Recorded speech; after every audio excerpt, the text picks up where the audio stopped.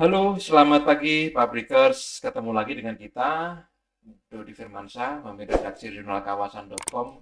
Hari ini kita akan ikuti ya program Zona Pabrikers dan di studio kita sudah hadir di tengah-tengah kita yaitu Bang Al. Gimana Bang Al kabarnya? Baik, Ya luar halo di biasa. Pagi-pagi udah nyampe di kantor kita di Cikarang. Bang Al ini nama panggilan dari M. Alwin Maku ya. Siapa dia mungkin kita kenalin dulu. Beliau adalah brand strategis dan konsultan branding. Kemudian juga founder dari Ekspor Jakarta, Gate Halal, dan sekarang juga CEO dari Red Corp Indonesia dengan banyak klien yang perusahaan-perusahaan besar di Indonesia. Nah, kita hari ini Bang Al kita ngobrolin santai aja mengenai branding untuk dunia manufaktur, industri manufaktur atau pabrik itu perlukah? ya, Nah, ini mungkin langsung aja kira-kira dijawab perlu nggak sih gitu kan? betul. Jadi pada umumnya orang melihat ngapain sih pabrik mau adain membangun brandingnya? Ya, Toh setiap hari, setiap bulan ada aja order masuk. betul. Nggak perlu buang-buang duit untuk apa sih namanya membangun brand Mm, yang kata orang itu wah mahalnya. Gitu. mm, Namun itu pandangan yang nggak salah sih, mm, Extreme. Tapi nggak sebenarnya benar. mm, Karena setiap lini bisnis itu selalu membutuhkan yang namanya branding. mm, Nah, berkaitan dengan dunia manufaktur sendiri adalah pertanyaan tadi nih dari Mas Dodi. Penting nggak sih? Penting banget. mm, Dari kacamata kita sebagai orang branding itu penting banget. mm, Kenapa? Sebenarnya branding dalam manufaktur itu adalah membangun image dari perusahaan tersebut mm, mm. agar dikenal nih oleh calon-calon customer Iya, bahwa ini loh kita nih pabrik kita membangun produk yang berkualitas nih. betul. Membangun positioning dari manufaktur itu sendiri. Mm, Walaupun bisnis existingnya itu udah mm, ada order lah masuk lah dari. iya, Nah, kita analogikan gini, sebuah perusahaan A mm, ketika masuk di industri manufaktur.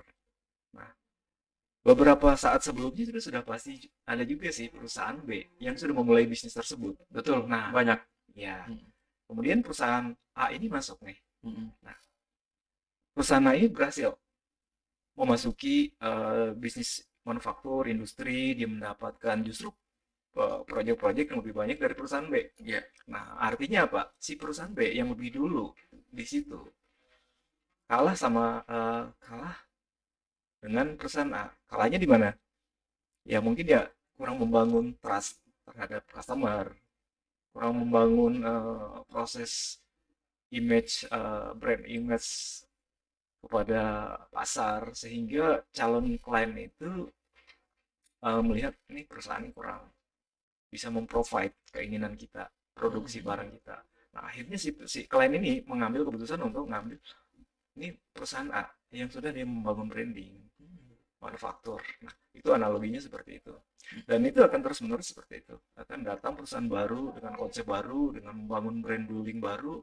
Nah, perusahaan sebelumnya kalau nggak aware, nggak akan ngikutin perkembangan, akan kalah juga. betul, Nah, betul. disinilah pentingnya membangun brand untuk manufaktur. Sementara perusahaan manufaktur sendiri bingung nih, gimana sih caranya kita membangun branding? Sebenarnya cukup sederhana.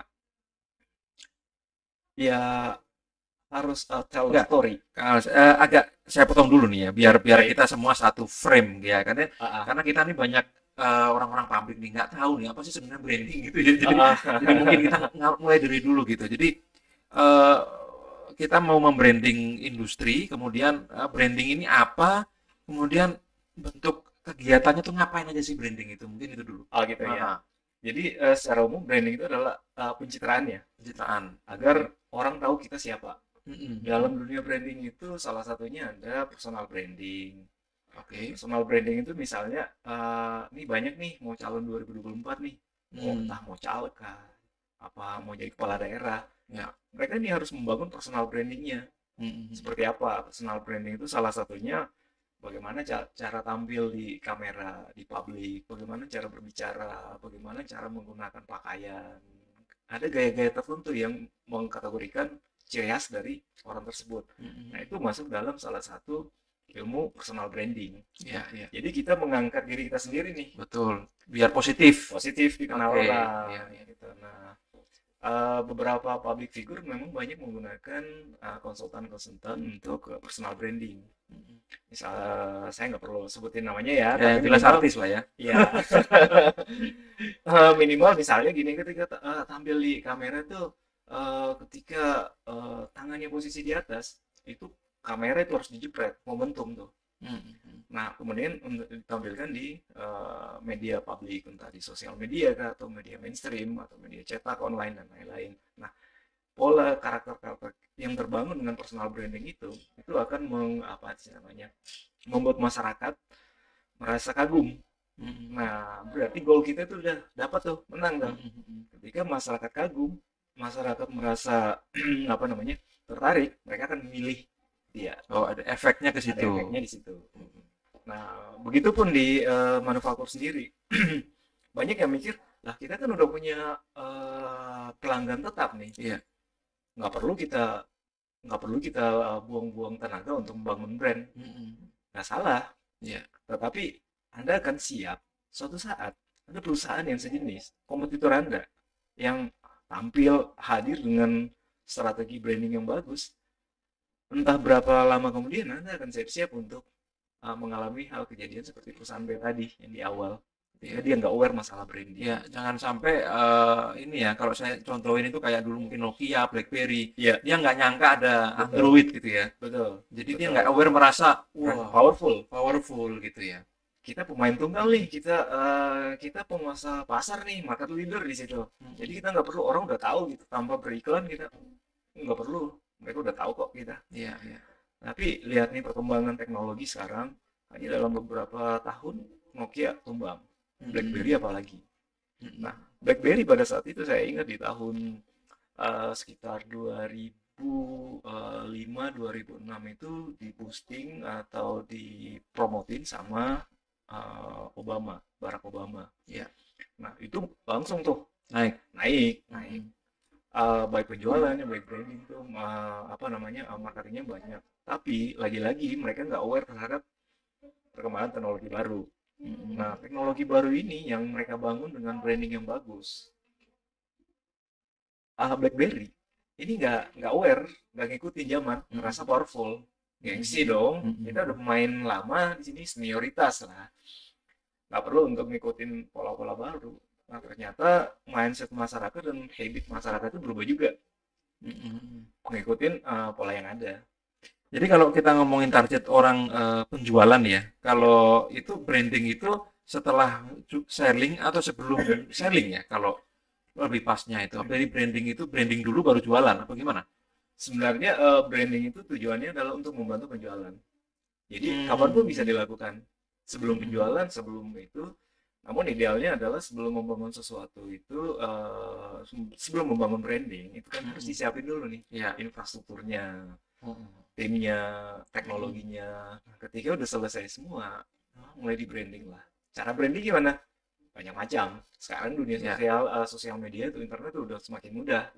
Nah, intinya adalah manufaktur is very important to build a brand. Betul. Jadi harus penting banget. Nah, agar ini untuk menjaga nih positioningnya. Ketika nggak membangun branding, kompetitor lain masuk, habis lah, nanti dihajar. Betul. Klien akan melihat, kita udah lama sih di perusahaan ini, tapi kok kualitasnya makin menurun nih. Kenapa ya? Nah, kemungkinan si klien tersebut terpengaruh dengan brand yang dibangun oleh perusahaan kompetitor lainnya. Betul.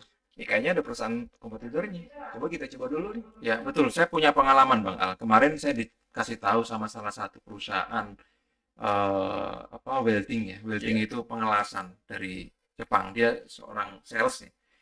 Dia itu nyari mitra untuk produk A misalnya. Dia nyarinya sampai ke daerah Jawa Tengah, ya kan, kemudian ke Jawa Timur, ya kan. Terus ketemu sama kita kan. Lah, itu kan ada Pak di Cikarang Selatan gitu kan. Ada perusahaan yang Bapak cari, saya bilang. Ngapain jauh-jauh ya? Ngapain jauh dia nggak tahu. Nah, saya Betul. pikir tadi masuk juga tuh. Jadi branding itu perlu karena mungkin kita nggak dikenal gitu. Betul. Karena tujuan branding itu adalah mengenalkan kita ke semua orang, ke Iya, global, ke dunia betul. luar. Iya, iya. Gimana kalau kita punya teknologi yang bagus, kita punya tim yang handal, SDM yang bagus, Mm-mm. tempat yang luar biasa besar, kita bisa menghasilkan produk yang luar biasa. Tapi orang Mm-mm. nggak kenal kita, apa Iya. untungnya? Ya, artinya media Gitu. branding tadi apa aja tuh yang buat pabrik biar efektif gimana tuh? Nah, kalau media itu adalah Mm. platform atau medium ya Iya, namanya iya. untuk mempublikasikan bahwa siapa sih kita ini. Mm-mm. Tapi yang penting adalah harus memahami dulu nih. Pertama, tell the story. Hmm. Ke siapa aja? Ke internal atau ke eksternal bahwa kita harus bangga nih pabrik kita ini bisa mem-create atau memproduce barang-barang berkualitas. Kita bisa produk kita bisa bersaing dengan beberapa produk luar yang terbaik, yang katanya terbaik. Nah, itu dimulai dari tell story, membangun kepercayaan diri sendiri terhadap perusahaan bahwa kita sendiri mampu nih Mm-mm. dengan tim yang luar biasa hebat, kita mampu menghasilkan produk yang luar biasa. Iya. Timnya akan merasa terangkat juga, dihargai. Seperti itu. Setelah tell story secara internal, kita mulai ngobrol dengan dunia luar. Mm. Siapapun bagian dari perusahaan tersebut harus merasa bangga untuk menceritakan tentang how qualified our factory, our company, Iya. agar orang tahu apa sih yang kita lakukan. Ya, kemudian langkah-langkah teknis selanjutnya seperti ya mungkin buat brosur, kartu Hmm. nama, Iya. website perlu, terus Mm-mm. untuk akun-akun sosial media Mm-mm. yang menggambarkan nih prosesnya nih dari hulu ke hilir. Mm-mm. Ekosistem kerja kita di perusahaan itu luar biasa menyenangkan. Mm-mm. Karyawan mendapatkan hak-haknya dengan baik. Oh gitu ya. Oh Ya, bentuk-bentuknya. Iya, nah iya. ini membangun apa namanya ekosistem yang bagus buat perusahaan dan menceritakan hal-hal yang positif ke dunia luar Mm-mm. sehingga konsumen itu akan melihat wah ini pabrik ini keren, Ada trust ya. ada trustnya. Nah Iya, itu iya. salah satu goal dari branding itu adalah building the trust. Nah Mm-mm. ini yang sangat penting nih Iya, iya. karena konsumen konsumen atau klien itu adalah orang yang berpikir secara awam, sederhana. Tapi kadang gini, Bang Al, kita tuh kan di medsos ya. Di medsos itu kan tahu sendiri ya, apa Ya. netizen Indonesia gitu ya. Kadang kita pengen nge-branding yang bagus dengan video atau foto yang bagus tuh komentarnya gila gitu kan. Ada yang nggak Betul. senang apa segala macam. Itu gimana tuh? Apa eh ya udah kita cuek aja atau gimana ya kayak gitu tuh? Jadi emang risiko ya Nah, netizen plus 62 itu benar-benar harus sabar handle. iya. Nah, emang banyak respon-respon dari netizen itu sendiri terkait dengan pola atau gaya bahasa atau Iya. copywriting. Oh gitu. Penggunaan maksudnya A tapi penyampaiannya kurang pas misalnya itu akan menjadi sumber kritik dari Dibully mereka. ya. Ya, contoh nih, Nah, kita harus bantu nih teman sekomunitas kita nih, tapi cara penyampaiannya kurang bagus. Ini hmm. mau bantu apa mau marahin sih? Nanti komentarnya akan seperti itu. Oke. Tapi ketika kita penghalusan kata, namun nggak mengurangi apa namanya konten tersebut, maksud dari kata tersebut. Ini lebih permainan kata-kata untuk mendrive masyarakat konsumen untuk Hmm. memahami maksud kita apa. Hmm. Perlu kita sentuh hatinya. Ya. Bahkan kemarin itu ada perusahaan ya Ya. main ke kantor kita di Jurnal Kawasan. Mas nanti kalau di YouTube tolong ini aja komentarnya di disable aja ya. Nggak usah ada yang komen. Jadi samping takutnya gitu. Oke, oke. Walaupun mungkin kita baik kontennya, tapi takut dibully gitu loh. Karena ini kompetitor mungkin bisa jadi seperti itu gitu. Ada nggak sih? Ya tadi ya caranya copywriting aja. Iya, Gimana? salah satunya adalah mungkin apa namanya menggunakan jasa copywriting, Oke. cara-caranya. Mm-mm. Dan memang sebenarnya gini, di Indonesia tuh umumnya menghadapi pujian tuh seneng banget, Iya. menghadapi kritikan itu pasti takut. Mm-mm. Nah, saya pernah baca quotes yang sangat menarik adalah pujian itu memang menyenangkan kita, tapi kritikan itu menguatkan kita. Artinya, kalau kita dikritik, ada kekurangan yang itu yang harus kita benahi. Jangan selalu melihat pujian kita. Pujian dianggap sebagai hal yang biasa. Ya. Tapi ketika kritik masuk ke kita, berarti ada yang kurang nih dengan kita, dengan perusahaan kita. Apa yang kurang? Nah, artinya musuh kita itu adalah guru pengalaman kita yang terbaik. Karena mereka akan nyari celah terus nih kelemahan kita. Iya. Mereka nggak akan nyari kelebihan kita. Diserang terus. Nah, kita tahu nih posisi kita bahwa kita salahnya di sini, kita kurangnya di sini. Nah, itu yang kita tutupin, kita lengkapin. Jadi jangan pernah takut dengan komentar netizen. Ya. Ajar terus. Yang penting tujuannya benar, penyampaiannya benar, nggak menyinggung terkait SARA atau menyinggung hal-hal yang tidak berkesesuaian dengan lokasi tersebut atau dengan efeknya gede nggak sih? Efek kecil apa gede ya gitu? Sangat gede, sangat gede gede ya. Iya.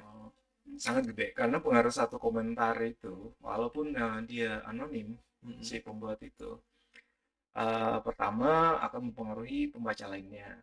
Nah, namun yang nggak perlu khawatir terhadap komentar buruk tersebut. Artinya nanti kita bisa mengcounter dengan data dan fakta. Ketika ada misalnya ada hoax yang disampaikan atau serangan yang lebih ke personal gitu, kita bisa lakukan pembelaan dengan cara ya kita bikin komentar yang baik juga di situ bahwa ini loh gitu. Nah, berkaitan dengan branding sendiri, selalu ada saja kompetitor yang akan mencoba menjatuhkan, menyerang kita dengan cara apapun. Sepanjang tell story tadi yang saya sampaikan di awal bahwa perusahaan menceritakan ini loh kita dengan data yang ada, dengan video, nggak bisa dibantah sama mereka. Wah, katanya mereka di perusahaan itu mesinnya begini. Iya. Tapi kok enggak?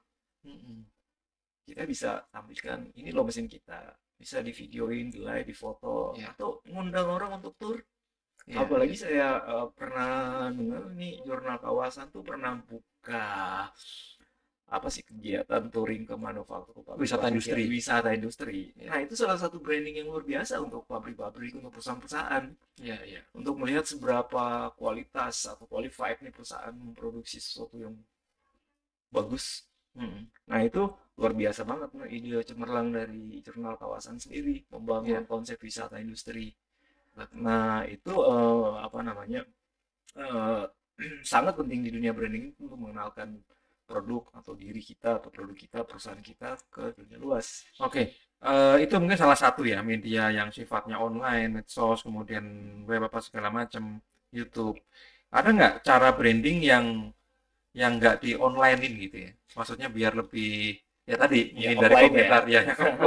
Gimana tuh caranya? Jadi gini, memang platform paling efektif untuk branding itu adalah media. Namun ada cara offline yang penting, yang nggak kalah pentingnya juga. Salah satunya lewat komunitas atau grup atau perhimpunan atau organisasi, atau seperti yang dilakukan oleh tim jurnal kawasan sendiri nih. Oh, bentuknya event. Oh, gitu. Itu sangat perlu. Karena kenapa? Kita nggak tahu yang datang ke event itu dia backgroundnya dari mana aja. Kita nggak tahu. Nah, itu adalah media promosi yang paling bagus di event tuh. Kalau dalam dunia branding itu namanya below the line. Jadi di dunia branding tuh ada ATL atau above the line. Di situ ada media mainstream, TV, majalah dan lain-lain, billboard. Iya. Nah, below the line itu bersifat brand activation, event-event. Nah, kemudian ada satu lagi dalam istilahnya itu through the line. Jadi menggabungkan kombinasi above the line dan below the line. Nah, sekarang itu di situ termasuk digital marketing, internet dan lain-lain tuh di situ. Nah, tinggal kita pilih yang mana nih. Kalau ATL otomatis bajunya pasti iklan di TV itu lumayan dan apakah relate gitu. Yang kedua below the line tuh kayaknya yang lebih lebih tepat nih buat perusahaan manufaktur di event. Nah, jadi karena khusus ya, lebih khusus dan yang datang pun spesifik, yang berkebutuhan terhadap event tersebut. Itu misalnya ketika ada I.O. di Cikarang yang telah difasilitasi oleh jurnal kawasan untuk untuk membuat satu event yuk kita buat nih event untuk teknologi robotik nih. Mm-mm. Yang pasti IO dan jurnal kawasan akan mengundang undangan Mm-mm. yang interest dengan isu tersebut, Iya, dengan robotik. betul. Nah, artinya ada potensi di antara visitor itu, potensi untuk pabrik-pabrik atau manufaktur yang bergerak di bidang robotik misalnya. Mm. Di tempat inilah, di event inilah menjadi bridging dan tempat ketemunya mereka nih antara konsumen dan manufaktur. Iya, iya. Nah, Artinya transaksi bisa lebih langsung. langsung, Iya, dan iya. konsumen bisa ketemu langsung dong dengan PIC-nya Mm-mm. manufaktur tersebut. Jadi nggak terlalu khawatir. Kalau dari sisi cost antara tadi apa namanya offside offside Offline ya. offline. Jadi lain-lain itu saya Ah. pikir kayak main bola gitu. Ya, untuk cost sendiri sebenarnya jauh lebih murah sih sebenarnya. Lebih murah di Lebih murah online. Apa? offline. Offline. Ya, Oh. maksudnya gini, efektifnya tinggi. Ya. Dan kita mungkin lebih capeknya sih lebih di tenaga aja kali ya. Iya, iya. Loading in, loading out, Iya, datang. iya. Tapi efektivitas itu jauh lebih terasa lah kalau berdasarkan transaksional. Mm-mm. Kalau promosional itu lebih cepat dan lebih murah di media internet. Betul. Nah, namun kan internet itu perlu diverifikasi lagi, benar Iya. nggak sih? Iya. Nah, kalau di event tersebut ini langsung nih ketemu nih Mm. PIC-nya. Iya. Si customer udah nggak kayak beli kucing dalam karung, udah Iya. tahu nih, oh ini orang PIC-nya nih seperti ini, jelasin seperti ini. Oke, kapan kita mau ajak ke itu? Ada waktu untuk diajak ke kantornya atau ke pabriknya untuk bisa lihat kondisi kita atau bisa ngamatin apa. Tapi kalau online nggak bisa. Iya. Oke, yang saya tahu di perusahaan manufaktur itu memang mungkin ya yang saya tahu Ya, itu nggak ada bagian event, nggak ada bagian markom, ya ya, nggak ada bagian itu. Nah, kalau bikin event biasanya agak kagok gitu loh. betul. Nah, jadi eh, berarti bagusnya pakai IO ya. Ya, memang nggak harus perusahaan tersebut untuk menyediakan satu divisi tertentu. Mm-mm. Karena kan fokusnya produksi. Iya, benar-benar produksi. Namun tetap harus membangun branding. Mm-mm. Harus menggunakan pihak ketiga, entah IO, entah harus kerja media tuh sangat penting media. Iya. Khususnya misalnya di kawasan Cikarang nih, Mm. ya medianya yang membahas seputar kawasan industri ini. Jangan sampai masuk ke media yang nggak relate sama sama bisnis modelnya. Iya, betul, betul. Ya, jadi emang seperti saya sampaikan tadi, ini salah satu ekosistem komunitas nantinya. Mm. Medianya, IO-nya, kemudian Ya. tempat eventnya, venue-nya, itu salah satu infrastruktur atau variabel penting untuk membangun brand, untuk kerjasama. Jadi manufaktur sudah harus lebih aware terhadap branding agar pertama memperkuat posisinya, kemudian untuk membangun trust dan mendatangkan profit, dan kemudian juga menjaga kemungkinan serangan dari kompetitor lain yang akan masuk. Mm-mm. Nah, pola-pola tersebut sebaiknya dilakukan secara komprehensif, bekerja sama dengan orang-orang yang berpengalaman di dunia branding, di dunia media, di dunia event, agar apa yang dikeluarkan oleh perusahaan tersebut benar-benar efektif. Small cost, high impact. Oke, gini aja deh. Biasanya kalau pabrik itu, saya mas nggak mau repot, saya apa namanya pakai konsultan aja nih kayak Bang Al gitu. Pasti kan orang yang nontonin nunggu-nunggu berapa sih biaya gitu kalau misalnya pakai konsultan gitu kan. Gitu. Biar jelas gitu. Mungkin lebih biayanya itu dia apa sih namanya, menyesuaikan sih. Menyesuaikan. Ya, karena kita melihat memang orientasinya profit Mm-mm. pasti, tapi kita harus perhitung juga nih efektivitasnya apa. Ya. Setiap rupiah yang dikeluarkan oleh perusahaan itu harus mendatangkan impact yang jauh lebih besar.